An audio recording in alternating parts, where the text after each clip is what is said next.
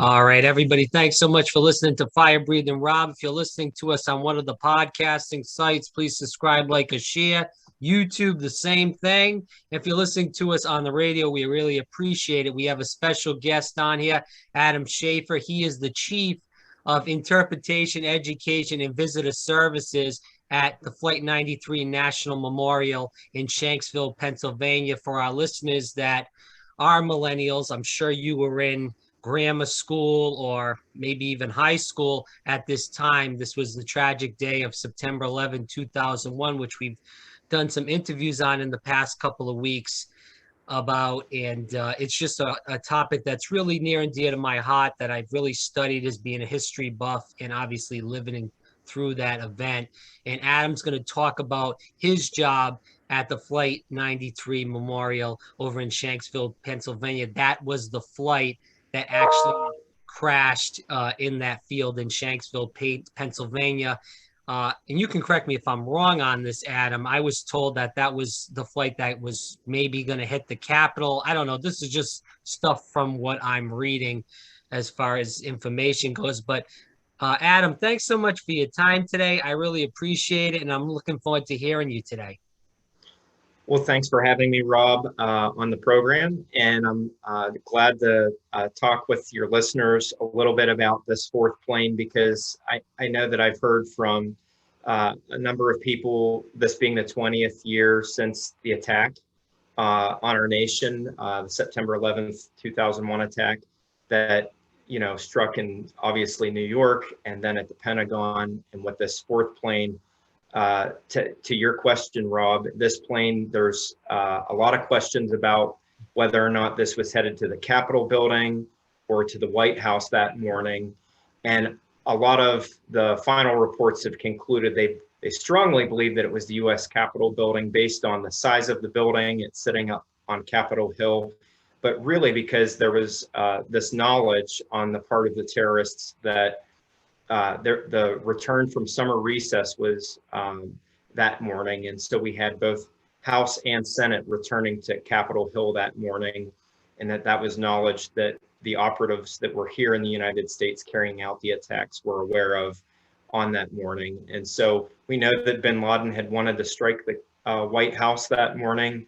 And so that's why there's not this conclusive evidence about whether or not it was the Capitol or the White House, but a lot of the evidence later recovered after, since September 11th, has pointed it towards the Capitol building.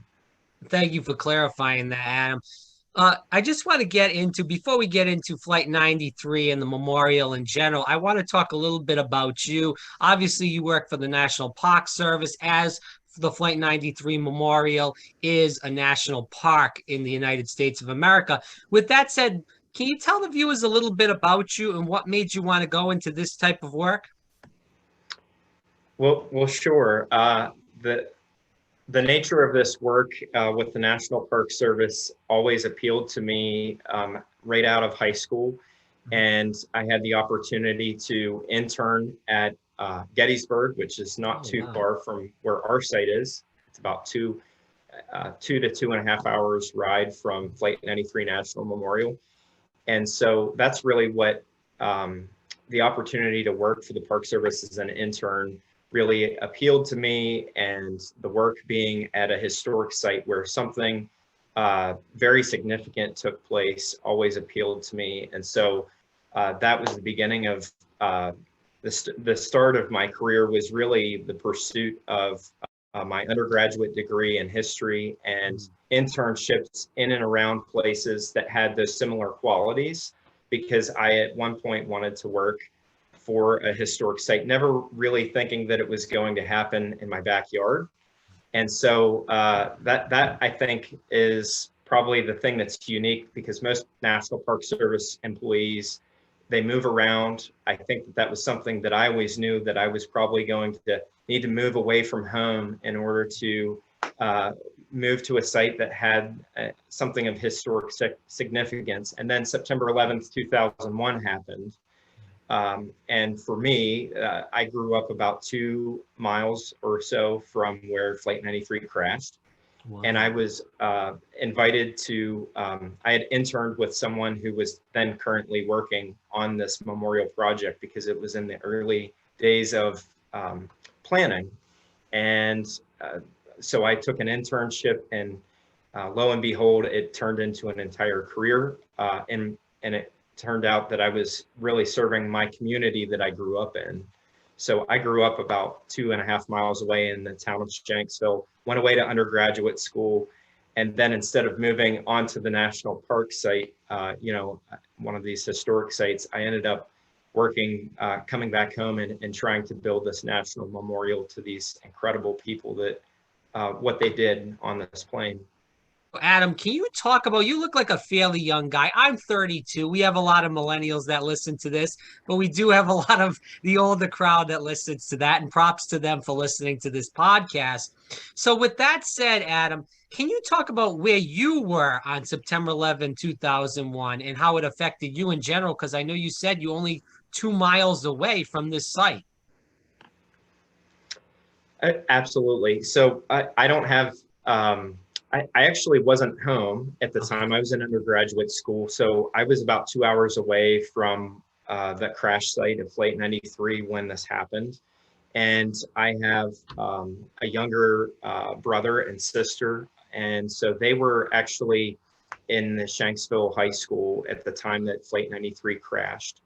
And a lot of the students there felt the impact of the plane. Some of the students that were on the 3rd floor at that location talk about seeing the plume of smoke from the 3rd floor come up over the treetops. And this is an event, several miles from the school, but where the school's positioned in the town, it's up on a hill, and it allowed for a lot of them to have this firsthand experience with the crash. So I was actually on my way to anthropology school. It was the intro to anthropology course in my freshman year of college. And I got word of this. Actually, I saw the first tower on the news in the cafeteria on my way to class. And then I believe it was the poli-science professor running down the hall yelling that we were under attack. And asking for the other classes to stop what they were doing and turn the television on and watch like so many other people did that morning. Right. It was true. I remember being in 7th grade, and I honestly was so ignorant because I didn't even know where the World Trade Center was. You're in 7th grade, you don't really know where all these landmarks are. But now, obviously, as a young adult, and even after that in high school and college and graduate school, I learned more about this issue. To keep going into the interview, and again, for people that are just listening to our radio show podcast, this is Adam Shaffer. He is the Chief of Interpretation, Education, and Visitor Services for the Flight 93 National Memorial in Shanksville, Pennsylvania.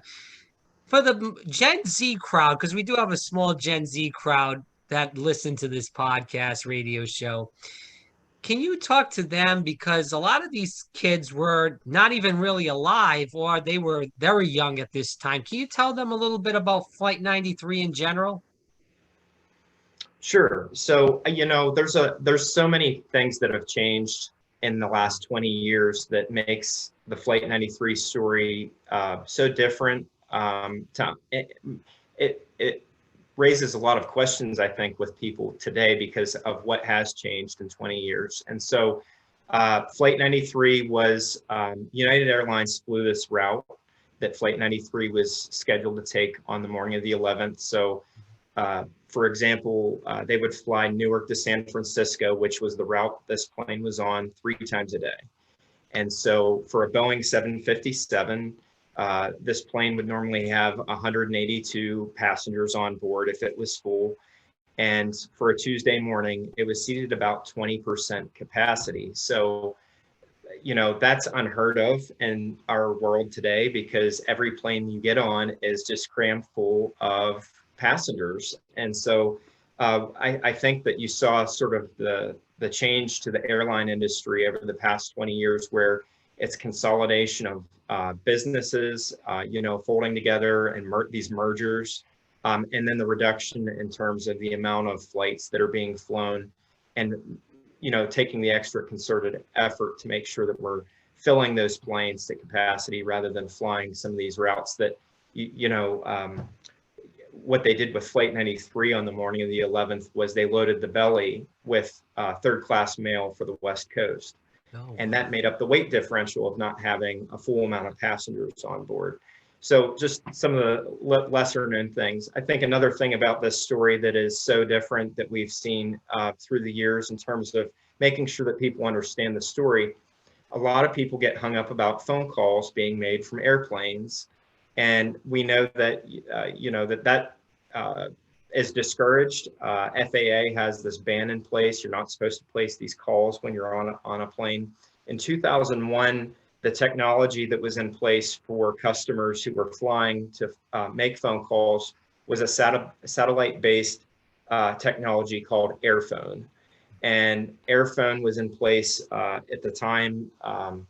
The passengers aboard Flight 93 had the ability to, it was a satellite-based phone. It was mounted in the seat backs of every aisle. And so whether you were on the right-hand side of the aisle or the left-hand side of the aisle, there would be one Airphone per 3 seats.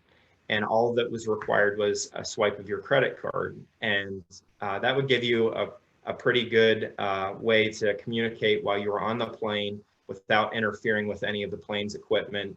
And then a lot of the cell phone calls that are placed on board Flight 93 are placed towards the end of the flight when the struggle begins and the altitude of the plane has substantially lowered from the 30,000 feet that this plane was originally assigned when it left for Newark. Towards San Francisco, they were arranged at 30,000 feet altitude for flying. And so these are all changes that have occurred, over the past 20 years. So I don't know if those are some of the things that you're thinking of, but I think that that's what makes this story really different for people when they come and they approach it. They're thinking, these are things that aren't possible, but Airphone technology is dated and they removed it from the flights. So it's something that we don't even, deal with. Now we have Wi-Fi on planes and people can connect in those ways. I want to go into this because I haven't been to the memorial, but I've watched videos obviously before we've done this interview. I've also watched videos of the 9/11 memorial at the World Trade Center, and they do have some stuff in that building where the World Trade Center was the memorial. As far as like seat cushions that they found in the rubble and from the plane and armrests and stuff like that. When you started working there, and obviously you were told and learned all this stuff about Flight 93 in general, was there any like kind of wreckage that was talked about from anybody? Something like I just said, maybe seat cushion or any kind of things. Well, so you mean in terms of what we have at the museum, like at our visitor center when people come through now, Right, yeah. or the recovery of it back in 2001? So Yeah, just if you could just touch on both. Sorry to interrupt you. absolutely. So the plane was recovered. I think what a lot of people don't realize when they come to visit us is that 95% of Flight 93 was recovered in 2001, even though a lot of it wasn't visible from the surface. And that has a lot to do with our site. We're a very unique site in terms of a memorial location, as well as far as the history of aircraft and having an incident like this take place, because the location where Flight 93 crashed on September 11th, 2001 is on the edge of a reclaimed mine site. And so for decades, there was surface coal mining that was taking place where we currently have this national memorial. And so the ground was displaced for a period of time until all of it was backfilled. And so the day that the plane crashes there, it allows for a lot of the plane to be absorbed into the earth. And so it sets up a 2-week investigation period after the plane crashes. And they end up excavating to recover the black boxes, which tells us so much of the story that we know today. But it's because of that that a lot of the aircraft is actually absorbed into the earth, and it's excavated out and recovered in 2001. And as a result of that, we do have today, if you come to the visitor center as part of the permanent exhibit that we have for the public every day, we're open 9 a.m. to 5 p.m. You can come into the exhibit, and we do have some of the aircraft debris that was recovered at the site from 2001 that helps to tell the story, not just aircraft debris, but certainly, there's some personal effects of the passengers and crew that we have on display. For example, we have the badge that was recovered of passenger Richard Guadagno. We have one of it was his business, his ID tag, Todd Beamer, that was on the flight. Wow. And we have other items that belong to the passengers and crew that were recovered, as well as some of the other objects that you would have found on the plane, like cutlery and things like that from first class. So we do have a variety of those things that were recovered and survived the crash. And I think that that's what a lot of people think when they look at our site, that nothing survived the crash. And while that's true, of course, of the passengers and crew on the flight, it's not true for the objects and things that were recovered. And so there were a substantial amount of things that were returned to the families of the passengers and crew of Flight 93, as well as, they were able to successfully identify everybody that was on this flight. And I know that that's something that New York continues to address to this day, that not everybody has been identified at their site, but all of the passengers and crew of Flight 93 were successfully identified, and remains were returned to their loved ones here after the event. You gave a lot of background on the Flight 93 memorial. I know there's a lot of stuff outside. Can you just talk about that, the memorial design, and when it opened to the public in general? Sure. Well, so I think I really appreciate you asking that question, Rob, because so many people may have visited us at different points. And so I think it's important to point out that our site has been open to the public since this event happened. It's just that the site has continuously changed over 20 years. And so early on, there was a temporary memorial that was established there before they could determine what would happen to the site, before it was made a national memorial and part of the National Park Service. And quickly in 2002, that was the legislation that was signed into law that made it a national memorial. And then in 2005, they decided on a landscape memorial through an international design competition that selected our design, the one that you'll see if you visit today. And there's three major components that were added over a period of years. So the permanent memorial technically opened to the public on September 10th, 2011 for the 10-year, marking 10 years after the attack. And so the wall that you see, if anybody's watching, the wall that's behind me on this is the feature that was unveiled in 2011. That continued until 2015 when we opened our visitor center. And so the visitor center and learning center complex opened, and we followed that in 2018 with the construction of the Tower of Voices. So when visitors arrive initially to the memorial, the first thing they're greeted by is a 93-foot tall tower. And that's symbolic, of course, of the flight number, and it holds 40 wind chimes inside. And if I can just take a moment for all your listeners out there, if they have the opportunity to go to our website, we do have a Tower of Voices page if you want to look at what this, how the tower appears. But it has 40 wind chimes inside. These chimes range from 5 to 10 feet in length. And to our knowledge, it's the world's largest tuned wind chime. And so it's a one-of-a-kind feature. And if you can't make it to the memorial, we do have there's an Earth Cam that is live. You can go there right now if you want and log in and look at the wind chime. And so the Tower of Voices, symbolically, those chimes represent the voices of the 40 passengers and crew aboard Flight 93. So there's 40 wind chimes inside that feature. But it's really meant to be a reminder, Rob, of the ongoing voices, you know, this group bands together in the back of the plane, even though they're complete strangers that morning. And they make this decision that they're going to fight back based on the information of the other two attack sites being struck by commercial planes as well. And so I think it's a tribute really to the voices of these 40 strangers coming together in the back of the plane, making this decision to fight back that morning and not wait for somebody else to come, you know, do something about it, but for them to take action that morning. And so, you know, visitors have the opportunity to come to the visitor center and learn the story. We have a 6,800 square foot building that tells the story of Flight 93 in great detail. We talked a little bit about that today, but then there's this open space that's laid out really in front of the site. And so the Memorial Plaza is the feature that allows visitors to walk the edge of the crash site and debris field, and really the final resting place of these 40 people, to ultimately arrive at the Wall of Names, which is a white marble wall that bears the names of the 40 passengers and crew of Flight 93. And it aligns on the flight path of this plane in its final moments just before impact. And it just provides visitors orientation to where this event happened.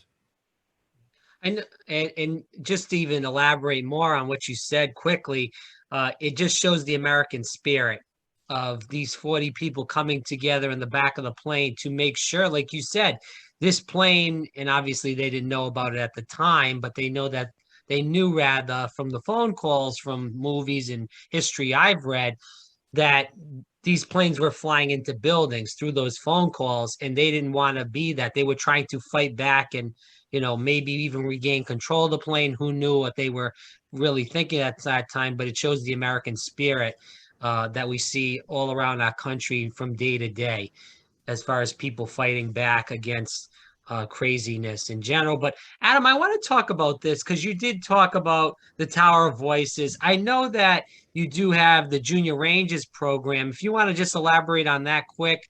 Sure. So the Junior Ranger program, I'm glad that you asked about that.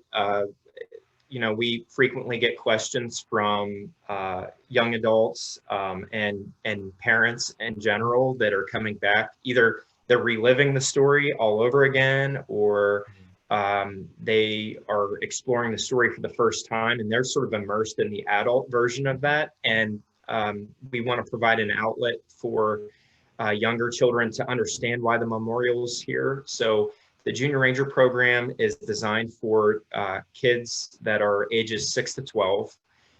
We have really old kids too that participate. I think that we had a lady in her 90s as our oldest Junior Ranger. So it's really not limited to that age bracket. But I think the important thing is that we spent 2 years in development with the Fred Rogers Company and the University of Pittsburgh, their child psychology department, and some of our other partners on the messaging, because this was going to be something very different for the Park Service in terms of how we were going to address what happened that morning with 6-year-olds. And so we were very specific on how we designed it, but there are activities for every age group that help to explain why the memorial is here. It gives students or children really the opportunity to learn about what tributes are, what honor is, and what it looks like to take action. And it explains those parts of it. And there's a very child-specific story that explains September 11th inside. So it's really meant to be done with adults as kids come to the memorial so that they have a better understanding of why we're here. And it does it in a way that if you're getting on the plane at the end of your visit to go home, it's not going to leave somebody, you know, threatened or at the point where they don't want to get on the plane. So I think that we were sensitive to a lot of those types of issues, knowing that so many of our visitors travel to get here. And Adam Shaffer here on Fire Breathing Rob. Adam, as we go toward the end of the interview, I want to get these two audience questions in. First one is from Jackson from Tampa, Florida. It says, are there any hidden items that people don't see that they should be looking for when they go to the memorial? Wow, that's a great question. And I'd have to say there are a number of things that, unless if you know to look for them, they were subtly designed into this memorial. And so the hemlock pattern, I think, is one of the biggest ones that I would point towards. There is an angled pattern that is reflected on the flight path and in the tower and the architecture. It's in the glass at the visitor center, and you'll see it mimicked throughout the entire memorial landscape. And that pays tribute to the hemlock grove that was impacted by the plane when it crashes here. 20 years ago, when Flight 93 crashes, there's over 5,500 gallons of jet fuel on board, and it burns the tree line. About 80 to 100 hemlock trees are burned as a result. And the lasting scar a visitor can see when they come to the landscape today are the trees that survived. So we have bare facing trunks and branches from the eastern hemlock tree. And a lot of evidence was recovered from the tree line that tells us the story of what happened on this plane. They sent arborists into these trees to recover things. And so that's one of the many features or symbolic things that you will see mimicked throughout the memorial, but the angled cuts throughout the walkway, throughout the entire memorial. Has there been any other famous people that have went to the memorial that you've known or heard about? And also, how many people in general have been to the memorial as far as an estimate? This comes from Ricky from Washington State. So to answer the first question, we have had a number of visitors throughout the years that are what I would consider to be high level. And so this really begins with President Bush made his first visit to the site in 2002 at the 1 year. And so he's no stranger to the site, as well as we've had visitors from every sitting administration since over the past 20 years. And so actually President Biden attended in 2011 and was the keynote speaker as the vice president at that time. Gave the keynote address to open the memorial. And at that time, we had former President Clinton as well as former President Bush in attendance. But we've had visits from both President Obama and President Trump more recently. And then this year we had President Biden as well as, and First Lady Dr. Biden, as well as Vice President Harris was in attendance for the service. And so we've seen a number of high-level dignitaries throughout the year that come to pay tribute to the passengers and crew of Flight 93 and what the people did on this plane. As far as the estimate, I know I'm not trying to make you give that accurate number, but to answer that second question, about how many people do you feel like have been through to the memorial since 2001? I don't know if you guys keep track or. So some of the early estimates are a little, I don't know that they're captured in the National Park Service data. There is a data point that you can go to for all national park sites. And I don't have the figure right off the top of my head right now, Rob. I know we're over 2 million easily. And I can just tell you, so what I can tell you is that during the month of September, this past September, we had nearly 89,000 visitors come to the memorial just in September alone. I know we were somewhere in the neighborhood of 25,000 visitors just for the 2.5 days around September 11th. So it is exceptionally busy this year because of the 20th. And I would say an average visit to the memorial during the summer months, we average about 1,000 to 1,500 visitors every day. Wow. And sometimes that peaks on the weekends. And so I'm sorry I don't have that number right off. No, you're fine. I know we're not playing a game show here.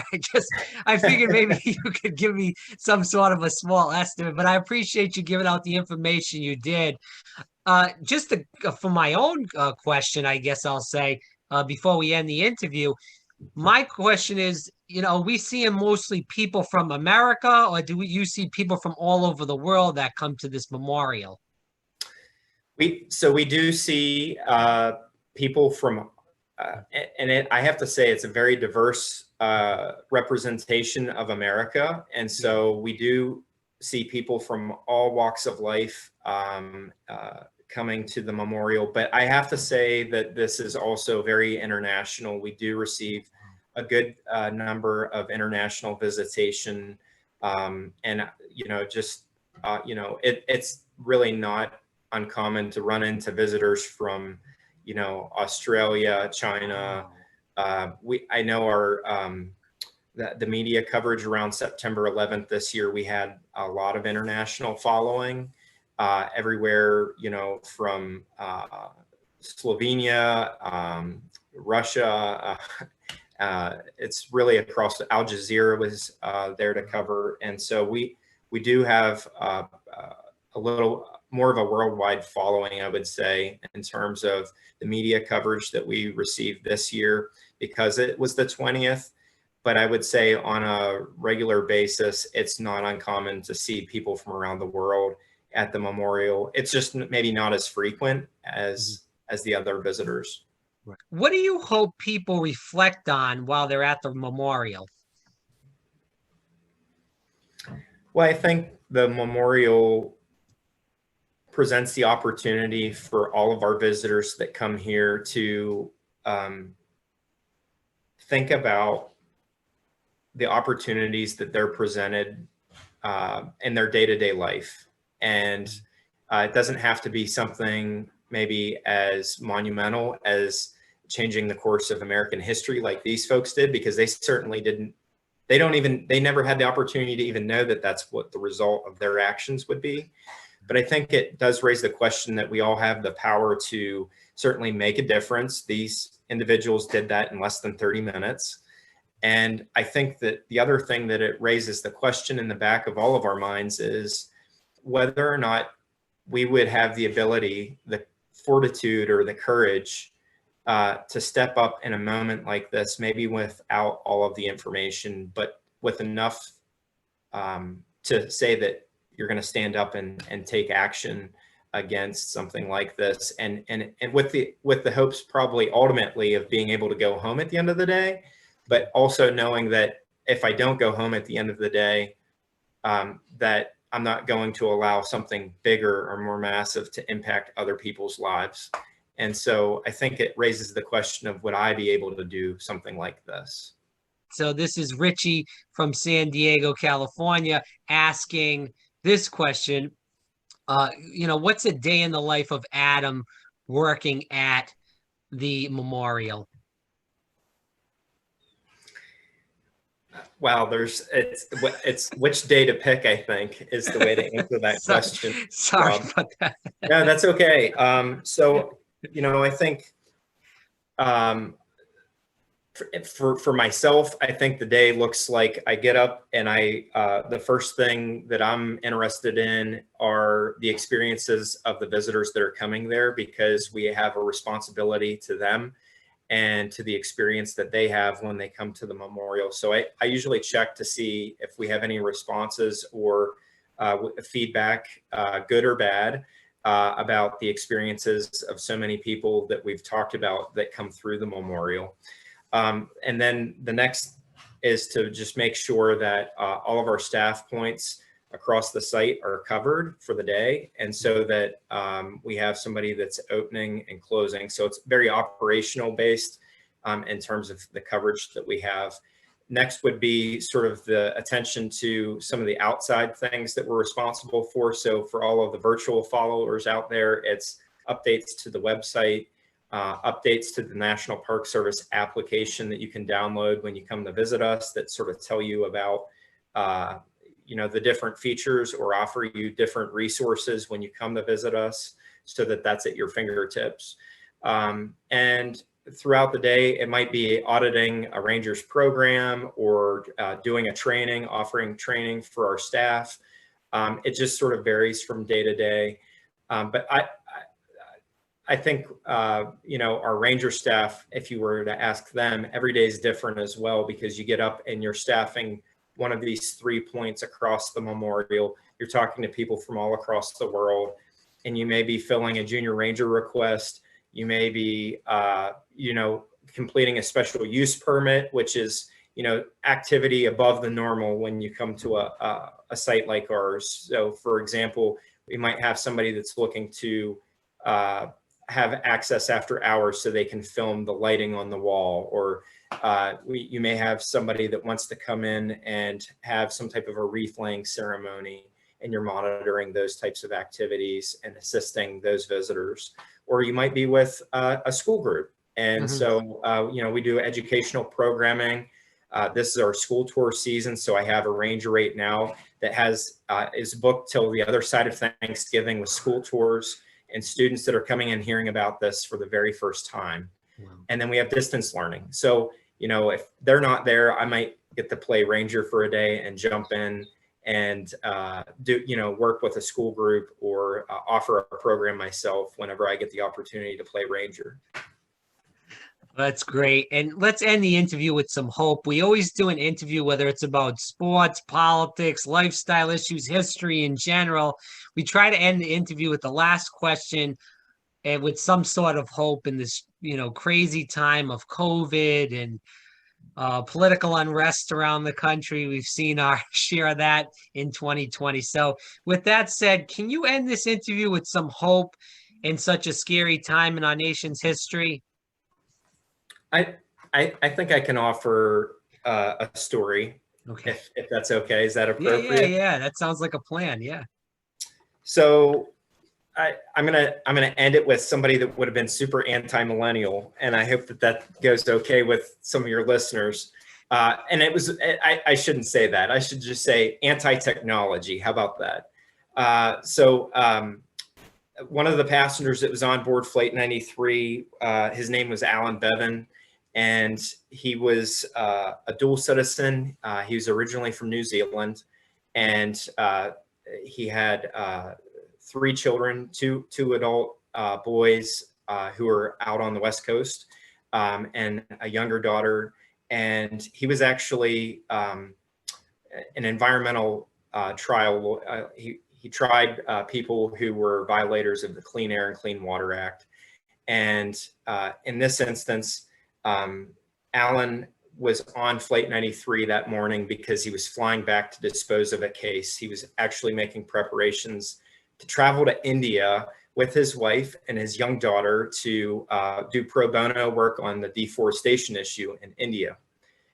There was one case that would not settle, and so he was flying back to Oakland, California, to take care of this case because it wouldn't settle out of court. And it was too much money. He wasn't going to allow that to happen. He was sort of a man of principle. So he catches this flight back to California, and he ends up on Flight 93. And those that knew Alan the best would say, he didn't like carrying a cell phone around. When his laptop was a good place for all of his Post-it notes. He did a lot of longhand, took his own notes for his court cases. And when they were cleaning out his office space, one of the Post-it notes that they found at eye level at his office space was a note that said, "Fear, ? Who cares?" And those that knew Alan Bevan the best knew that he was a carpe diem kind of guy. He was a seize the moment, every opportunity that you have. And I think about that Post-it note oftentimes as a way to really summarize what the 40 passengers and crew of Flight 93 were about. They could have been absolutely jolted. And I'm sure at some point during that flight, some of them were jolted by the fear of the moment that they were placed in when this brutal hijacking took place. And yet at some point they said, who cares, right? And they took this vote to fight back and try to take control of their situation. And so I think if there's hope, it's that we have this amazing example of these 40 individuals from September 11th, from this horrible day in our history book. And they are 40 bright shining lights for us to set an example, to get up every day. And you could say, is my day as bad as what these 40 people went through? I don't think so. I think that they went through a lot more on this flight, and we're better for it.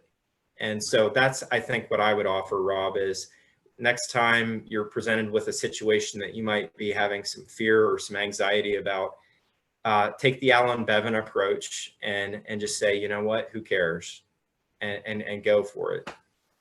Great story to end the interview, and I appreciate that, Adam. Adam, where can people find more about the memorial and follow it on social media in general? So I would encourage your listeners to check out our website, which is, if you go to the Maine National Park Service website, it's www.nps.gov. And our site can be found at /FLNI. If you go to our page, a lot of our social media accounts are linked off of there, but we are also on Facebook, Twitter, and Instagram. So we're just under Flight 93 National Memorial. And you know, you can always send us an email at the memorial if you go to that website and you have questions or you're having trouble finding anything. Please feel free to send us an email, and we'd be happy to follow up with you.